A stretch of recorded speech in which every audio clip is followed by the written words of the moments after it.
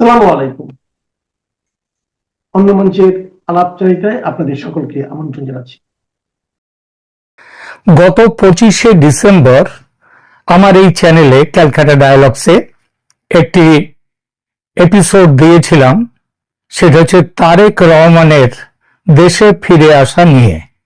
সেখানে লিখেছিলাম যে বলেছিলাম সেখানে যে ভারতের সমর্থন ও সম্মতি এবং প্রত্যক্ষ যোগাযোগে তারেক রহমান লন্ডন থেকে ঢাকায় ফিরছেন, দেশে ফিরছেন।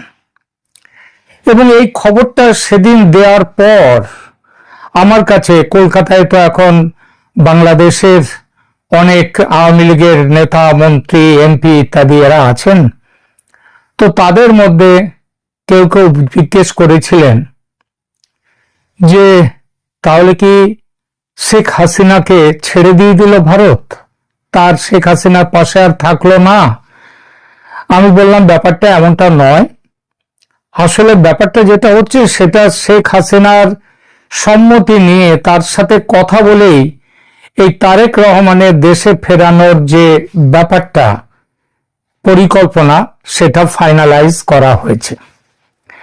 তারা অনেকে বিশ্বাস করতে চাননি তারা, এবং বিভিন্ন জায়গাতে আমার ওই 25শে ডিসেম্বরে যেটা বলেছিলাম প্রতিবেদনটি, তার উত্তরে অনেকেই কমেন্টস করেছিলেন যে ভারত 54 বছরে বাংলাদেশের আওয়ামী লীগের সাথে যে সম্পর্ক ছিল সেই সম্পর্ক কেটে দিল।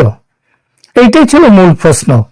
কিন্তু আসল যে ভেতরের গল্পটা, সেটা কিন্তু আমিও প্রথমে বুঝিনি। আমি সামনাসামনি যে খবরগুলো পেয়েছি সেগুলো অবশ্য প্রকাশিত খবর নয়, এগুলোর কোনোটাই ভারতের আধিকারিক স্তর থেকে এগুলো বলা হয়নি।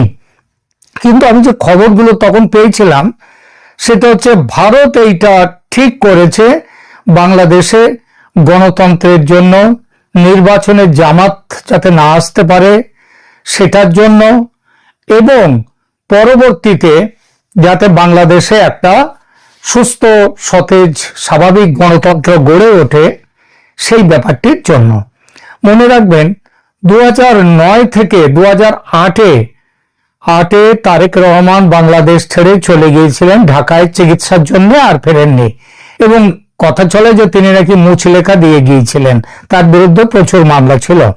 সেই মামলাগুলো থেকে তাকে নিষ্কৃতি দিয়েছে বর্তমান অন্তর্বর্তী সরকার। তারপরেও তিনি ফিরছিলেন না। এবং আপনাদের মনে আছে তিনি এর আগে বারবার বলেছেন যে দেশে ফেরাটা তো আমার ব্যক্তিগত একার ইচ্ছার উপরে নির্ভর করে না। এই অন্য ইচ্ছাগুলো হচ্ছে, সেগুলো বলা হয়েছে যে সেখানে অন্য পরাশক্তি, সেই পরাশক্তির মধ্যে ভারত আছে, আমেরিকা আছে নিশ্চিতভাবেই। কেউ বলতে পারেন যে রাশিয়াও হয়তো এর মধ্যে থাকলেও থাকতে পারে, তবে ভারত এবং আমেরিকা যতটা পরিষ্কারভাবে এবং প্রত্যক্ষভাবে জড়িত, রাশিয়া এখনো সেটা করেননি। এখন প্রশ্নটা হলো, আমাদের কাছে তখন খবর এসেছিল ভারত এইগুলো ভেবে আগামী দিনে ভারতের সাথে বাংলাদেশের একটা সম্পর্ক স্থাপনের লক্ষ্যে তারেক রহমানের দেশে ফেরার ব্যাপারে ভারত তার কাজ শুরু করে দিয়েছে। কিন্তু এখন জানা যাচ্ছে ভারতও পর্যন্ত শেখ হাসিনাকে এই কথাগুলো বলতে দ্বিধাবোধ করছিল।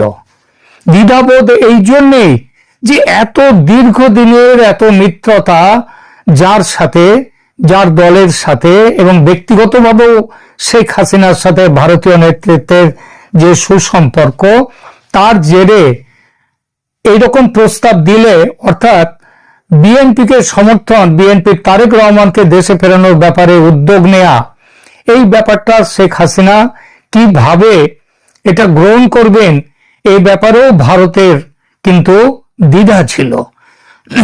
কিন্তু বড় কথা হলো সেই দ্বিধাটা কাটিয়ে দিলেন শেখ হাসিনা স্বয়ং। এবং শুধু কাটিয়ে দেয়া নয়, যে প্ল্যানটা ভারতের ছিল একটা ধোঁয়াশার আকারে, যেটা আদৌ একটা পরিষ্কার, একটা স্বচ্ছ রূপ যার ছিল না, স্পষ্ট রূপ যার ছিল না, সেই রূপটা দিয়ে দিলেন কিন্তু শেখ হাসিনা নিজে।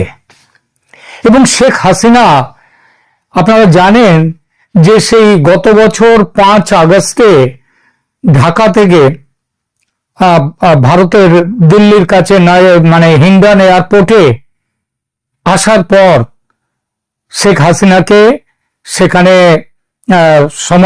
অভ্যর্থনা জানিয়েছিলেন ভারতের আর কেউ নন, জানিয়েছিলেন অজিত ডোভাল, ভারতের ন্যাশনাল সিকিউরিটি অ্যাডভাইজার। তিনি জানিয়েছিলেন তাকে অভ্যর্থনা, এবং তারপর থেকে সমস্ত ব্যাপারে শেখ হাসিনার দেখভাল করা, তার নিরাপত্তা, তার সাথে যোগাযোগ রাখা, তার বাড়িতে একটি অফিস তৈরি করে দেয়া, এবং সমস্তগুলোই কিন্তু রয়ের উচ্চপদস্থ কর্মচারীদেরকে দিয়ে তিনি এই কাজগুলো করিয়ে রেখে দিয়েছেন। ফলে শেখ হাসিনার সঙ্গে অজিত ডোভালের একটা খুব ভালো কি বলবো কাজ চালানোর কিংবা একটা বিশ্বাসযোগ্যতা আছে, তাদের মধ্যে বিশ্বাসযোগ্যতার সম্পর্ক। তারেক রহমানের ব্যাপারটা নিয়ে শেখ হাসিনার সাথে যাবতীয় কথাবার্তা বলেছেন অজিত ডোভাল। অজিত ডোভাল তিনি বাংলাদেশের নির্বাচন এবং নির্বাচনে আওয়ামী লীগ যদি ক্ষমতায় না আসতে পারে, যদি ধরা যাক, দুটো প্রস্তাব ছিল। সেটা হচ্ছে শেখ হাসিনা কি মনে করেন আওয়ামী লীগের নির্বাচনে অংশ নেওয়ার ব্যাপারে কতটা বাস্তব, আর একটা হচ্ছে তার নিজের দলের সংগঠনের অবস্থায় তার পক্ষে জয়ের সম্ভাবনা কতটা আছে বলে তিনি মনে করেন। এই বিষয়গুলো নিয়ে আলোচনা করতে গিয়ে উঠে আছে শেখ হাসিনা নিজে বলেন বাংলাদেশের বর্তমান পরিস্থিতিতে সেখানে আমি শত্রু শিবিরকে, শত্রু শিবির না বলে বলা যাক বিরোধী শিবিরকে, মানে হাসিনার বিরোধী শিবির, সেই শিবিরে কারা আছে, সেই শিবিরকে তিনি বিভক্ত করতে চান। কারা আছে সেই শিবিরে? শিবিরে অবশ্যই আছে বিএনপি, অবশ্যই আছে জামাত, এনসিপি এবং অন্যান্য দলগুলো যারা ওদের সঙ্গে আছে। তো এদের সাথে লড়াই করে এরা যদি সব একত্র হয়ে যায় আওয়ামী লীগ ফিরে এলে, তাহলে এখন যা সংগঠনের অবস্থা, এই অবস্থায় তার পক্ষে ক্ষমতায় মানে নির্বাচনে জয়লাভ তিনি করতে পারেন হয়তো, কারণ এরকম প্রমাণ আছে 1977 নির্বাচনে ভারতে সংগঠনহীন যে জনতা দল, তারা ইন্দিরা গান্ধীর প্রবল প্রতিপত্তিশালী যে জাতীয় কংগ্রেসকে হারিয়ে দিয়েছিলেন, দিয়ে ক্ষমতা দখল করেছিলেন। তো মানুষের এই ব্যাপারগুলো থাকেই, কিন্তু এটা যেমন ঠিকই, মানে অর্থাৎ জনসমর্থন অনেক সময় সংগঠনকে ছাড়িয়ে কাউকে জিতিয়ে দিতে পারে, এটা যেমন ঠিক তেমনি এটাও ঠিক যে সংগঠনের ভূমিকাও অনিবার্য। আমি আগে একটি প্রতিবেদনে বলেছিলাম পুকুরে মাছ থাকলে হয় না, সেই মাছকে কিভাবে ধরে পাতে আনতে হবে, থালার কাছে আনতে হবে, বাটিতে আনতে হবে, তার জন্যে প্রক্রিয়া দরকার হয়। জাল কারা ফেলবে, জাল জোগাড় করতে হয়, জাল কারা ফেলবে জোগাড় করতে হয়, মাছ ধরার ব্যবস্থা করতে হয়। তো ভোট ধরার ব্যবস্থা অনেকটা কিন্তু এর সাথে জড়িয়ে আছে এরকমই। তো শেখ হাসিনা তখনই আলাপ আলোচনার মাধ্যমে তিনি নিজেই প্রস্তাব দেন যে আমি চাই, যে তিনি চান বাংলাদেশে গণতান্ত্রিক ব্যবস্থার প্রত্যাবর্তন, 1।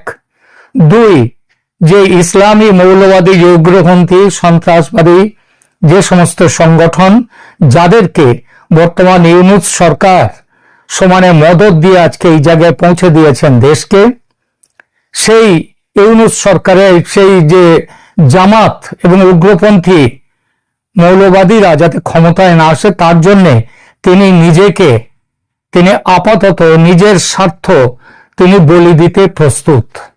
এটা তিনি বলেন, যার একমাত্র অর্থ হচ্ছে যদি শেষ পর্যন্ত আওয়ামী লীগের ওপর থেকে বিশ্ব জনমতের চাপে যদি আওয়ামী লীগের ওপর থেকে নিষেধাজ্ঞা প্রত্যাহার করা হয় এবং তাদেরকে নির্বাচনে অংশগ্রহণের অনুমতি দেয়া হয়, তাহলেও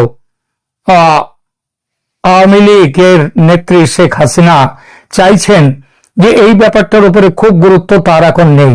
তিনি এখন চাইছে এই জামাতি শক্তি, ইউনূস সরকার, এদেরকে হটাতে এবং দেশে একটি গণতান্ত্রিক ব্যবস্থা সরকার নিয়ে আসতে, এবং সেই সরকার যদি ভারতের চাপে এবং ভারতের সাথে যোগাযোগের ফলে মদতে ভারতের সাথে যে চুক্তিটা হয়েছে তারেক রহমানের, সেই চুক্তি অনুযায়ী যদি আসে বাংলাদেশে, যদি তারেক রহমানের দল বিএনপি ক্ষমতায় এলে আওয়ামী লীগের ফেরার পথ সহজ হবে এবং জামাত অনেকটাই নিচে পড়ে যাবে। তো এই যে ব্যাপারটা, এবং তার জন্য শেখ হাসিনা বলে দিয়েছিলেন ভারতকে এগিয়ে যেতে তার এই পরিকল্পনা নিয়ে। এইখান থেকেই তার মানে আমি আজকে যে হেডিংটা দিয়েছি, আমার থাম্বনেলে লিখেছি, আড়াল থেকে খেলছেন শেখ হাসিনা, এবং এক চালে দেশের রাজনীতি কিভাবে ঘেঁটে দিলেন তিনি। এই বিষয়টা নিয়ে কিভাবে ঘেঁটে দিলেন, আচ্ছা দেখুন, যখন এই বোধহয় মাস দুয়েক আগে যখন বিশ্ববিদ্যালয়গুলোর বাংলাদেশে নির্বাচন হচ্ছিল এবং সেই নির্বাচনে একের পর এক বিপুলভাবে জয় পাচ্ছিল ওই জামাতের ছাত্র শিবির, তখন কি এসেছিল মানুষের কাছে, কি এসেছিল যে গত 1.5 বছর ধরে বিএনপি যেভাবে চাঁদাবাজি করেছে, যেভাবে নানাভাবে উৎপাত করেছে দেশে, সেই উৎপাত, তার ফলে বিএনপির যে সমর্থনের গ্রাফ নিচে নেমে যাচ্ছিল, আর ওপরে উঠছিল কারা, ওপরে উঠছিল জামাত। বাংলাদেশে দুটি শিবিরে ভাগ হয়ে গিয়েছে জনতা, একটা মুক্তিযুদ্ধের পক্ষে, একটা মুক্তিযুদ্ধের বিপক্ষে, আর বিএনপি কোনো পক্ষেই প্রায় না থাকার জায়গায় চলে গিয়েছে। তো এই জায়গাতে জামাত, অনেকেই বলছিল যে জামাতের বিজয় অবশ্যম্ভাবী, ক্ষমতায় আসবে জামাত, যদিও জামাত ভোট চাইছিল না, কারণ জামাত কিন্তু অনেক সূক্ষ্ম হিসাব নিয়ে চলে এবং তাদের যেভাবে চলার পদ্ধতিটাও অত্যন্ত, কি বলবো, তারা ভেবেচিন্তে প্রত্যেকটা পা ফেলে। তাহলেও যখন দেখা যাচ্ছিল, ওই জন্য তারা কিন্তু নির্বাচনের বিরোধিতা করছিল জামাত, এনসিপি এরা। এখন প্রশ্নটা হয়ে গেল, যখন ঠিক হয়ে গেল এবার নির্বাচন হবে, আর পেছাবার জায়গা এই মুহূর্তে অন্তত নেই, এবং আওয়ামী লীগও এই মুহূর্তে খুব বেশি কিন্তু চাপ দিচ্ছে না যে নির্বাচনে তাদেরকে নিতেই হবে। এই পরিস্থিতিতে তাহলে কি এসে গেল, বিএনপি আবার ফোর্থ ফ্রন্টে এসে গেল, একেবারে আবার সামনে এসে গেল বিএনপি। এবং বিএনপি এসে যাওয়ার ফলে আপনি খবর নিন, বাংলাদেশের মিডিয়া, যে মিডিয়া এখন ইউনূসের কোলে শুয়ে আছে, কোলে বসে আছে, সেই মিডিয়াও পর্যন্ত আজকে লিখতে বাধ্য হচ্ছে বিএনপি ক্রমশ এগিয়ে যাচ্ছে, পিছিয়ে যাচ্ছে কি জামাত। ঠিক এই মুহূর্তে কিভাবে এই একটা চালে কিন্তু ঘেঁটে গেল বাংলাদেশের রাজনীতি। যে এনসিপি, বৈষম্য বিরোধী ছাত্র আন্দোলনের নেতাদের উদ্যোগে যে গঠিত যে রাজনৈতিক দলটি এনসিপি, তারা জামাতের সাথে জোট তৈরি করা নিয়ে এগিয়ে গিয়েছিল বিরাটভাবে। হঠাৎই তারেক রহমান ফিরে আসার পর জোট ভেস্তে যাওয়ার মুখে এসে দাঁড়িয়েছে। 26 ফেব্রুয়ারিতে এই জোটকে নির্বাচনে জামাত, এনসিপি, অন্যান্য ইসলামী দলগুলোর তাদের যে জোট, সেই জোটের বিষয়ে এনসিপি এখন সেখান থেকে বেরিয়ে আসতে চাইছে। আপনারা তো খবর পেয়েছেন যে এনসিপির শীর্ষ পর্যায়ের একাধিক নেতা জামাতের সাথে জোটের বিরোধিতায় দল ছাড়ার ঘোষণা দিয়েছেন অথবা প্রকাশ্যে বিদ্রোহ করেছেন। তারা কে কে, কয়েকটা নাম বলছে, একটা বিরাট সংখ্যক আছে। যেমন মীর আরশাদুল হক, তিনি এনসিপির কেন্দ্রীয় কমিটির যুগ্ম সদস্য সচিব, চট্টগ্রাম মহানগরের প্রধান সমন্বয়ক, তিনি 26 ডিসেম্বর দল থেকে পদত্যাগ করেছেন। তাসলিম জারা, দলের অন্যতম শীর্ষ জনপ্রিয় এই নেত্রী, এনসিপি থেকে নির্বাচন না করে স্বতন্ত্র প্রার্থী হিসেবে নির্বাচনের ঘোষণা দিয়েছেন, তিনি দল থেকে বেরিয়ে এসছেন। সামান্তা শারমিন, এনসিপির সিনিয়র যুগ্ম আহ্বায়ক, তিনি জামাতের সাথে জোটের ঘোর বিরোধী এবং প্রকাশ্যে বিবৃতি দিয়ে বেরিয়ে এসছেন। খালেদ সাইফুল্লাহ, দলের অন্যতম যুগ্ম আহ্বায়ক, ওই সামান্তা শারমিনের স্বামী, তিনিও দল ত্যাগ করেছেন বলে জানা গেছে।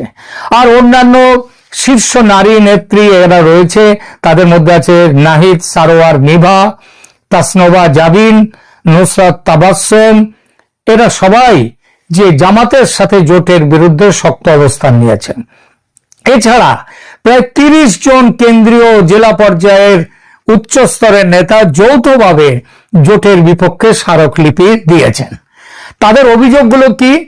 প্রথম অভিযোগ হলো জামাতের সাথে জোট মানে হচ্ছে আদর্শিক বিচ্যুতি এনসিপি গঠিত হয়েছিল জুলাই অভ্যুত্থানের আকাঙ্ক্ষা এবং সেকেন্ড রিপাবলিক বা নতুন রাজনৈতিক বন্দোবস্তের প্রতিশ্রুতি দিয়ে।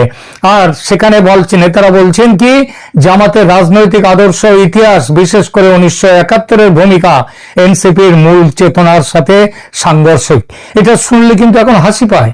যখন 71-এর স্মৃতিচিহ্নগুলো একের পর এক ভেঙে দেওয়া হচ্ছিল, যখন মুজিবুর রহমানের বঙ্গবন্ধুর বিশাল মূর্তি যখন ভেঙে দেওয়া হলো, একের পর এক মুক্তিযুদ্ধের বিরোধী কাজকর্ম শুরু হয়ে গেল, এমনকি প্রধান উপদেষ্টা মোহাম্মদ ইউনূস যখন বললেন রিসেট বাটন পুশ করা হয়ে গেছে, অর্থাৎ মুক্তিযুদ্ধকে ভুলিয়ে দেওয়ার চেষ্টা শুরু হয়ে গেছে, কাজ শুরু হয়ে গেছে, তখন এই নেতারা কিচ্ছু বলেননি। আর যারা পদত্যাগ করছেন, দল ছাড়ছেন, তার মানে ওই 71-এর ভূমিকায় বিরোধী জামাত, সুতরাং জামাত ছেড়ে তারা বেরিয়ে আসছেন, এটা আদতেও কোনো আসল কারণটা নয়। এরপরও তারা আবার অভিযোগ করছেন দলের সাবেক সমন্বয়ক আব্দুল কাদের ও পদত্যাগকারী নেতাদের একটা বড় অংশের দাবি, জামাত নাকি এদেরকে বলেছিল প্রতিটি আসনের জন্য এনসিপিকে 1.5 কোটি করে টাকা দেবে, অর্থাৎ টাকা দিয়ে এনসিপিকে দাঁড় করাবে, টাকা দিয়ে, টাকা নিয়ে নয়। জামাতের তো অজস্র টাকা, প্রচুর টাকা। এই পেড অ্যালায়েন্স বা অর্থের বিনিময়ে জোটকে তারা তারুণ্যের রাজনীতির কবর হিসেবে অভিহিত করে পদত্যাগ করছেন দল থেকে। এছাড়া অভিযোগ উঠেছে দলের শীর্ষে বসে থাকা 2-3 জন নেতা নিজেদের, তাদের নাম আপনারা সবাই জানেন, তারা নিজেদের ব্যক্তিগত রাজনৈতিক ভবিষ্যৎ নিশ্চিত করতে পুরো দলকে জামাতের কাছে বিলীন করে দিয়েছেন। আর তার জন্য আজকে কি হচ্ছে, আজকে বলছে যে অভ্যুত্থানের স্পিরিট রক্ষা করবার জন্য জামাতের সাথে আমাদের কোনো যোগাযোগ থাকবে না, তাই আমরা দল ছাড়লাম। এটা এত পরে এই দল ছাড়াটা এবং এই কারণ দেখিয়ে, যখন অভ্যুত্থান হয়েছিল তারা কি জানতেন না যে সবার পেছনেই রয়েছে জামাত? সব জানতেন, সব। এতদিন একটি কথা মুখ থেকে কারো বেরোয়নি, আজকে যেন ফোয়ারার মতো বেরোচ্ছে। কেন? কারণ ওই যে বললাম, শেখ হাসিনার চাল, কোন চাল? চালটা কি? তারেক রহমানের দেশে ফেরানো। তারেক রহমানকে, বিএনপির তারেক রহমান, তিনি দেশের ফিরবার সাথে সাথেই এনসিপি প্রথমে কিন্তু এর আগে বিএনপির সাথে আসন সমঝোতার চেষ্টা করেছিল, কিন্তু তারেক রহমান দেশে ফেরার পর বিএনপি আরো বেশি আত্মবিশ্বাসী হয়ে ওঠে এবং তারা একলা চলো নীতি বা ছোট দলগুলোকে, এনসিপির মতো দলকে আর কোন রকম তাদেরকে আসন ছাড়তে বেশি ছাড় না দিতে চায় তারা। বিএনপির সাথে আলোচনা সফল না হয় এনসিপির একটা অংশ তখন মরিয়া হয়ে জামাতের দিকে ঝুঁকে পড়েছিল। তাহলে তারেক রহমানের প্রত্যাবর্তনের ফলে দেশের প্রধান 2 মেরু এটা স্পষ্ট হয়ে উঠল এবং এমত অবস্থায় এনসিপি একটি স্বতন্ত্র শক্তি হিসেবে দাঁড়াতে ব্যর্থ হয়ে এক পক্ষ বেছে নিতে গিয়ে, জামাত না বিএনপি বেছে নিতে গিয়ে অভ্যন্তরীণ কলহে জড়িয়ে পড়ল। এইবার বিএনপির শক্তিশালী অবস্থানের কারণে এনসিপির অনেক নেতা মনে করছেন জামাতের সাথে জোট না করলে তারা নির্বাচনে কোনো প্রভাবই ফেলতে পারবে না, এই বলে চলে যাচ্ছিল। কিন্তু তাদের বিরুদ্ধে অনেকেই মনে করছেন তারেক রহমানের প্রত্যাবর্তনের পর যে বিএনপি কেন্দ্রিক রাজনীতির জোয়ার শুরু হয়েছে, তার বিপরীতে জামাতের সঙ্গে গেলে রাজনৈতিকভাবে সেটা আত্মঘাতী হবে। তাহলে মানে এনসিপি কে, জামাতকে উপর থেকে নিচে ধপাস করে নামিয়ে দেয়া, এনসিপি কে প্রায় পুরো বাজার থেকে, রাস্তা থেকে বার করে দেয়া, মাঠ থেকে বার করে দেয়া এবং বিএনপি কে উপরে তুলে নিয়ে আসা, যে বিএনপির গ্রাফ নিচে নামছিল তাদের গ্রাফ আবার যে উপরে উঠতে শুরু করলো, এই যে পুরো প্ল্যান, এই প্ল্যানটা কিন্তু মূলত শেখ হাসিনার। আমার ওই বাংলাদেশের যিনি প্রাক্তন নেতা মন্ত্রী, যাদের সাথে কথা হয়েছিল 3 দিন আগে এই বিষয় নিয়ে, তাদের সাথে এখনো কথা বলিনি, কাল নিশ্চয়ই কথা হবে তাদের সাথে। তারাও দেখবেন আমার এই ভিডিও এবং দেখবার পর তারা বুঝবেন যে কেন শেখ হাসিনা সমস্ত ব্যাপারটাকে তিনি কিভাবে আজকে বাংলাদেশের রাজনীতিকে আবার প্রাসঙ্গিক করে তুললেন আওয়ামী লীগের পক্ষনেত্রী হিসেবে। এবং আজকে যে জায়গায় তিনি যে কাজটি তিনি করলেন, তাতে আজ না হোক কাল, না হোক 1 বছর পর আওয়ামী লীগ বিপুল ভাবে ফিরে আসবে বাংলাদেশের রাজনীতিতে। এর পুরো কৃতিত্ব আড়ালে থেকে সেরে ফেললেন শেখ হাসিনা। এখনকার মতো এই পর্যন্ত। ধন্যবাদ।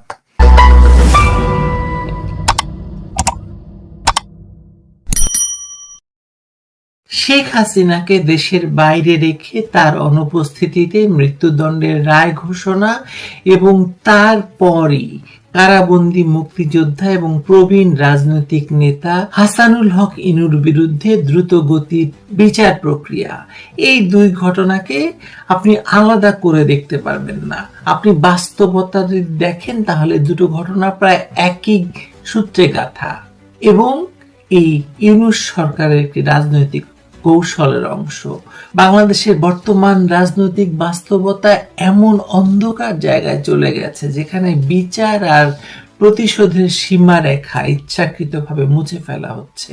সাম্প্রতিক ঘটনা প্রবাহে একটি বিষয় স্পষ্ট হয়ে উঠছে, ক্ষমতা ধরে রাখার ব্যর্থতা ঢাকতে রাষ্ট্রীয় বল প্রয়োগ এবং বিচার ব্যবস্থাকে ব্যবহার করা হচ্ছে রাজনৈতিক শত্রু দমনের অস্ত্র হিসেবে।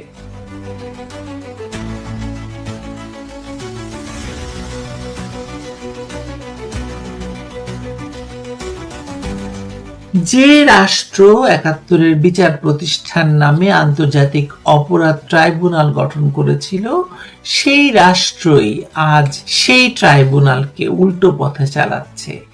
এমন অভিযোগ এখন দেশ এবং দেশের বাইরে খুব আলোচিত। শেখ হাসিনার অনুপস্থিতিতে তাকে মৃত্যুদণ্ডের রায় দেওয়া, যদিও আন্তর্জাতিক আইনের চোখে কার্যত অকার্যকর এই রায়টি, তবুও এর রাজনৈতিক তাৎপর্য কিন্তু গভীর। এটি একটি প্রতীকী ঘোষণা, ক্ষমতাহীন অবস্থাতেও তাকে শাস্তি দেওয়ার বার্তা। এটা দিয়ে ডক্টর ইউনূস মনে করছেন যে তার সরকার কত ক্ষমতাসীন, কিন্তু যখন সেই প্রতীকী শাস্তিও বাস্তবায়ন করা সম্ভব হচ্ছে না ইউনূস সরকারের পক্ষে, তখন নজর গিয়ে পড়েছে দেশের ভেতরে বন্দী প্রবীণ মুক্তিযুদ্ধের ইতিহাসের সঙ্গে অঙ্গাঙ্গিভাবে জড়িত একজন নেতার উপর। জাতীয় সমাজতান্ত্রিক দল জাসদের নেতা হাসানুল হক ইনু এখানে কেবল ব্যক্তি নন, তিনি একটি রাজনৈতিক ধারার প্রতীক। ইনুর বিরুদ্ধে আনা অভিযোগের ধরন লক্ষ্য করলে বিষয়টি আরো পরিষ্কার হয়। সহিংস কর্মকাণ্ডের সরাসরি কোনো প্রমাণ নয়, বরং তার বক্তব্য, রাজনৈতিক অবস্থান, কথিত ফোন আলাপ, এসবকে কেন্দ্র করেই মানবতা বিরোধী অপরাধের মতো গুরুতর অভিযোগ সাজানো হচ্ছে বলে আমরা জানতে পেরেছি। আন্তর্জাতিক অপরাধ আইনের কাঠামোতে এটি নজিরবিহীন নয়, কিন্তু অত্যন্ত বিতর্কিত এবং ভয়ঙ্কর। এই ধরনের বিচারকে আমরা ক্যাঙ্গারু কোড বলছি, শুধু আমরা নয়, বহু বিদেশি সংস্থাও বলছে, কারণ এখানে রায়ের গন্তব্য আগেই নির্ধারিত। আগেই শেখ হাসিনার মতো হাসানুল হক ইনুকেও ফাঁসির রায় দেওয়া হবে এবং সেই রায় বাস্তবায়নের পথেই ডক্টর ইউনূসের সরকার এগিয়ে যাচ্ছে। এই অভ্যন্তরীণ প্রেক্ষাপটের সঙ্গে আন্তর্জাতিক পরিসরে আরেকটি গুরুত্বপূর্ণ ঘটনা যুক্ত হয়েছে।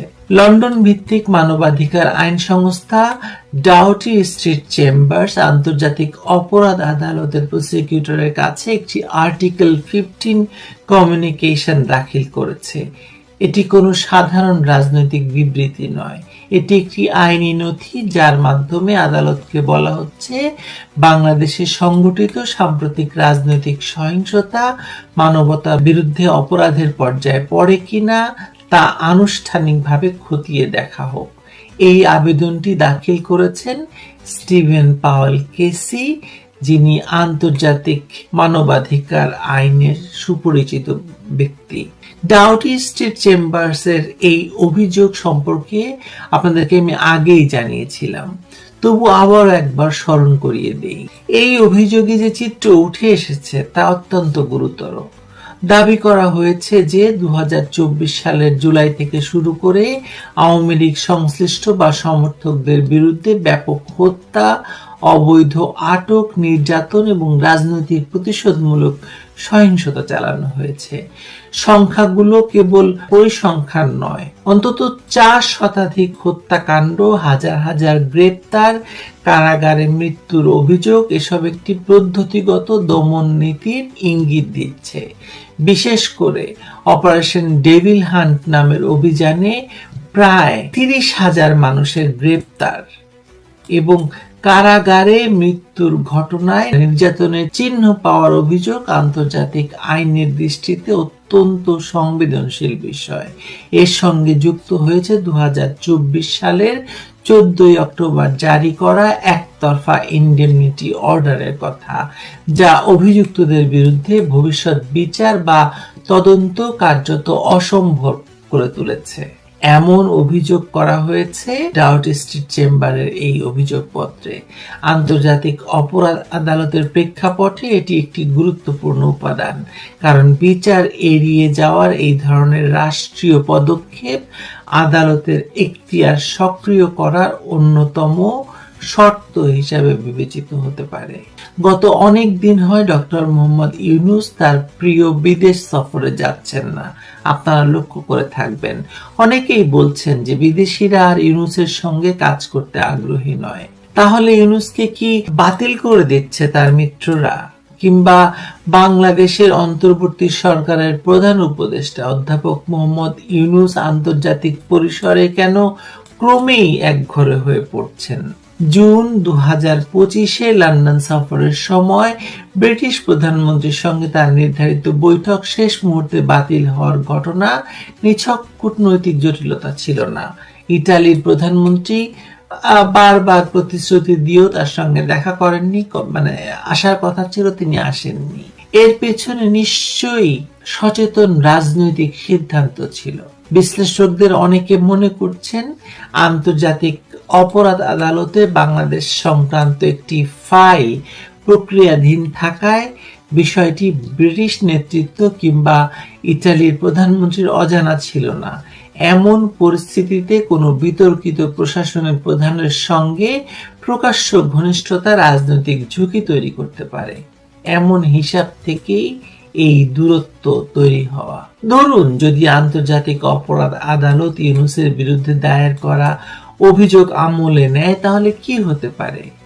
ধরুন যদি আন্তর্জাতিক অপরাধ আদালত প্রাথমিক তদন্ত শুরু করে এবং সেখানে অন্তর্বর্তী প্রশাসনের শীর্ষ ব্যক্তিদের ভূমিকা প্রশ্নবিদ্ধ হয়, তাহলে পরিণতি হবে সুদূর প্রসারী। আন্তর্জাতিক গ্রেপ্তারি পরোয়ানা, ভ্রমণ নিষেধাজ্ঞা, সম্পত্তি জব্দ, এসব তখন কেবল তাত্ত্বিক আলোচনা থাকবে না। যদিও এসব আদালত মৃত্যুদণ্ড দেয় না, তবু আজীবন কারাদণ্ড পর্যন্ত শাস্তির বিধান রয়েছে। এই বাস্তবতা বুঝেই সম্ভবত দেশের ভেতরে দ্রুত বিচার এবং কঠোর শাস্তির পথে হাঁটার চেষ্টা করছে ইউনূস এবং তার আদালত। আর এই পুরো প্রেক্ষাপটে হাসানুল হক ইনুর বিচার সিগনিফিকেন্ট ইঙ্গিতবাহী ঘটনা। শেখ হাসিনাকে ফেরানো যাচ্ছে না, তাকে বাস্তবে শাস্তি দেওয়া সম্ভব হচ্ছে না। এই ব্যর্থতা থেকে যে ক্ষোভ বা রাজনৈতিক চাপ পড়ছে সরকারের উপর, সেটা এই সরকার নিয়ে ফেলছে হাসানুল হক ইনুর উপর। তাকে ফাঁসিতে ঝোলানো মানে শুধু একজন প্রবীণ নেতার জীবন কেড়ে নেওয়া নয়, এটি মুক্তিযুদ্ধের পক্ষে রাজনীতিকে ভয়ের বার্তা দেওয়া, একটি মেসেজ দেওয়া। একই সঙ্গে এটি আন্তর্জাতিক মহলের উদ্দেশ্যে এক ধরনের চ্যালেঞ্জ। দেশের ভেতরের বিচার আমরা নিজেদের মতো করেই করব, কিন্তু এই কৌশল কতটা টেকসই? আন্তর্জাতিক নজর এখন বাংলাদেশের দিকে। আর্টিকেল 15 কমিউনিকেশন দাখিল হওয়া মানে বিষয়টি আর গোপন থাকছে না।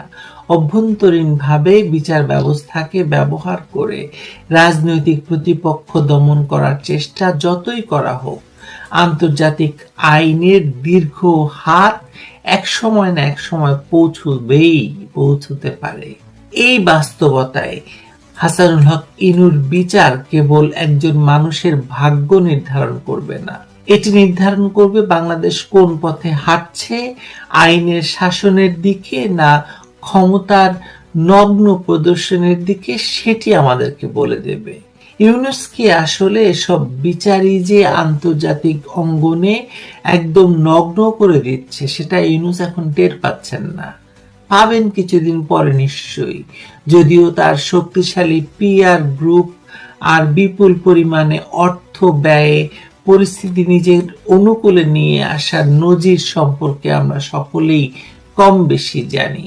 কি জানি না, কিন্তু আমি মনে করি এবং আপনারা আমার সঙ্গে একমত হবেন যে ডক্টর ইউনূস এবং তার এই বশংবদ আদালত যেভাবে দ্রুত গতিতে আগাচ্ছে, তাতে মনে হচ্ছে হাসানুল হক ইনুর মতো নেতাকে তারা ফাঁসি দিয়েই দেবে। এটি যে কোনো মূল্যে ঠেকাতে হবে, না হলে বাংলাদেশ রাষ্ট্র আসলেই ব্যর্থ হয়ে যাবে, এমনিতেই ব্যর্থ হয়ে গেছে। ভালো থাকবেন সবাই।